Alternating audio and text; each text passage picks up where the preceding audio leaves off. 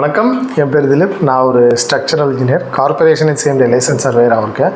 So இந்த வாரம் பார்த்திங்கன்னா பாத்ரூம் டைல்ஸ் ஒட்டுறோம் அப்படின்னா அது எப்படி ஃபாலோ பண்ணும், அதில் இருக்க சின்ன சின்ன நுணுக்கங்கள் என்ன, அந்த ஸ்பேஸர் எதுக்காக யூஸ் பண்ணுறோம், வெறும் ஸ்பேஸிங்காக மட்டும் இல்லாமல் அதில் இருக்கிற மற்ற இம்பார்ட்டண்ட்டான பாயிண்ட்ஸும் வந்து சைட்டில் இருக்கிற வீடியோவே நம்மளோட டீம் வீடியோவும் எடுத்திருக்காங்க. அதை பற்றி சின்ன எக்ஸ்ப்ளனேஷன் கொடுக்குறாங்க.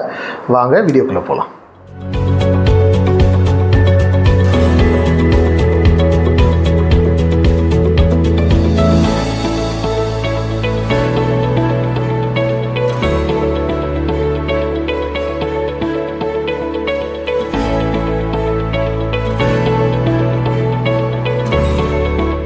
முதல்ல நம்ம பாத்ரூமோட வால் டைல் வந்து எப்படி ஃபிக்ஸ் பண்ணுறாங்க அப்படிங்கிறத பார்க்கலாம். முதல்ல டைலை வந்து அன்பாக்ஸ் பண்ணிவிட்டு அதை தண்ணியில் வந்து ஊற வைக்கணும். அப்போ தான் டைல் வந்து வாலோட நல்லா பாண்டிங் ஆகும்.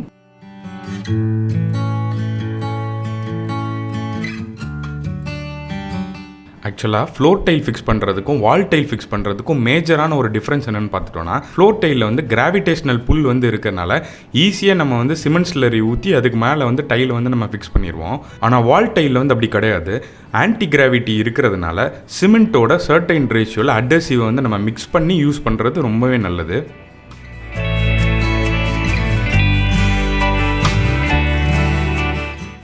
வால் ஹேக்கிங் பண்ணிவிட்டு ப்ராப்பரான டைம் க்யூரிங் பண்ணிவிட்டு அதுக்கப்புறம் வந்து நம்ம டைல்ஸ் ஃபிக்ஸ் பண்ணோன்னா நல்லாவே க்ரிப்பாக இருக்கும் டைல்ஸு. ஆக்சுவலாக இந்த வால் பார்த்தீங்கன்னா 7 அடி வரைக்கும் தான் வந்து டைல் வந்து ஃபிக்ஸ் பண்ணுற மாதிரி ஃபஸ்ட்டு வந்து கிளைண்ட் வந்து சொல்லியிருந்தாங்க. பட் அதுக்கப்புறம் பார்த்தீங்கன்னா அவங்களோட பிளான்ஸ் வந்து கொஞ்சம் சேஞ்ச் ஆனதுனால ஃபுல் வாலுமே டைல் வேணும் அப்படிங்கிற மாதிரி அவங்க சொன்னதுனால நம்ம அந்த மேலே இருக்கிற ஏரியாவில் ஆல்ரெடி பட்டி பார்த்து வச்சிட்டோம். ஸோ அங்கே வந்து நம்ம வந்து சிப்பிங் பண்ணிவிட்டு அதுக்கப்புறம் வந்து நம்ம வந்து டைல் ஃபிக்ஸ் பண்ணுறோம்.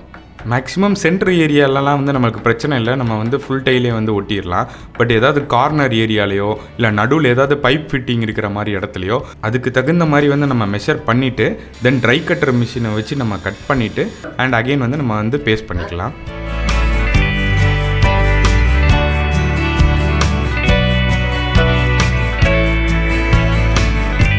அண்டு ஃபிக்ஸ் பண்ணிவிட்டு நம்ம அப்படியே மூவ் ஆன் ஆகிடக்கூடாது. ஈவனாக எல்லா சைட்லேயும் வந்து நம்ம ப்ரெஷர் கொடுக்கணும். அப்போ தான் உள்ள ஏர் வேக்யூம் வந்து ஃபார்ம் ஆகாமல் இருக்கும். ஸோ அப்போ தான் வந்து டைல் வந்து கரெக்டாக பேக் ஆகும்.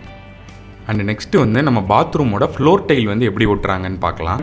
ஃபஸ்ட்டு வாட்டர் பாயிண்ட் நேராக மட்டம் எடுக்கணும். அடுத்தது இதுக்கு ஆப்போசிட் வந்து லெவல் பார்க்கணும். இதோட ஃபஸ்ட்டு ப்ராசஸ் என்னென்னு பார்த்தீங்கன்னா ஸ்லோப் செட் பண்ணுறது. ஒரு கார்னரில் வந்து நம்ம வாட்டர் ட்ரெயின் வந்து ஃபிக்ஸ் பண்ணுவோம். ஸோ அதை விட மற்ற எல்லா கார்னர்ஸும் கொஞ்சம் ஹைட்டாக இருக்கிற மாதிரி வந்து நம்ம டிசைன் பண்ணணும். அப்போ தான் வந்து தண்ணி வந்து கரெக்டாக ஃப்ளோ ஆகி வாட்டர் ட்ரெயின்குள்ளே போகிற மாதிரி நம்ம வந்து டிசைன் பண்ண முடியும். அப்படி இல்லை அப்படின்னா அங்கங்கே தண்ணி தேங்கி டைல்ஸ் வந்து சீக்கிரமாகவே வந்து டேமேஜ் ஆயிரும். அடுத்த ப்ராசஸ் பார்த்தோன்னா சிமெண்ட்டையும் ஃபைன் அக்ரிகேட்டையும் மிக்ஸ் பண்ணி நம்ம ஸ்லோப் லெவல் செட் பண்ணதுக்கு ஏற்ற மாதிரி ஃப்ளோர் பெட் வந்து ரெடி பண்ணணும்.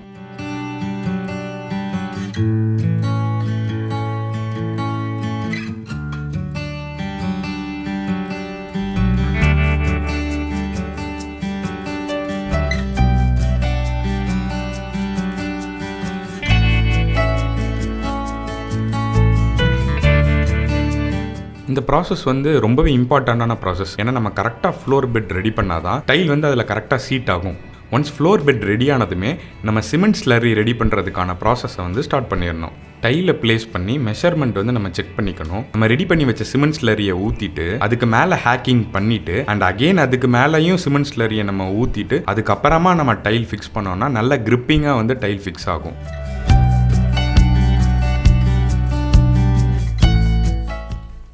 இதுதான் பேசுகிறேன். இந்த பேசுகிற வச்சு இந்த டைல்ஸ் ஜாயிண்ட் அதை கேப் வச்சு போட்டாக்கா எப்ஆர்சி போடும்போது இந்த டைல்ஸ் பாத்ரூம் வந்து லீக்கேஜ் ஆகாது. ஒவ்வொரு டைலுக்கு இடையிலையும் 3mm இல்லைனா 4mm ஸ்பேஸர் வந்து நம்ம யூஸ் பண்ணணும். ஸோ அது எதுக்குன்னு பார்த்தீங்கன்னா நம்ம வாட்டர் ப்ரூஃபிங்காக ஈபாக்சி கிரவுட்டிங் வந்து பண்ணுவோம். ஸோ அதுக்கு வந்து கரெக்டான ஸ்பேஸ் வந்து இது வந்து கொடுக்கும். இல்லை அப்படின்னா அது எல்லாமே வந்து ஒன்றா மெர்ஜ் ஆயிரும். ஸோ நம்மளால் வந்து கிரவுட்டிங் வந்து கரெக்டாக பண்ண முடியாது. அண்ட் இன்னொரு முக்கியமான ப்ராசஸ் என்னன்னு பார்த்தீங்கன்னா தெர்மல் எக்ஸ்பேன்ஷன் அண்ட் கான்ட்ராக்ஷன் ஆகும்போது எல்லாம் நெருக்கமாக இருந்துச்சு அப்படின்னா டைல் வந்து ஒன்றோட ஒன்று ஜாயிண்ட் ஆகி சீக்கிரமாக கிராக் ஆயிரும். ஸோ அதுக்கு இந்த ப்ராப்பரான ஸ்பேஸ் இருக்கும்போது கரெக்டாக இருக்கும். இதான் வாட்டர் ட்ராப்ஸு, தண்ணி போகிற மார்க்கையும் மெஷர்மெண்ட் எடுக்கிறோம். கார்னரில் வாட்டர் ட்ரெயின் ஜாலி ஃபிக்ஸ் பண்ணுற இடத்துல அதுக்கான மெஷர்மெண்ட் வந்து எடுக்கிறாங்க.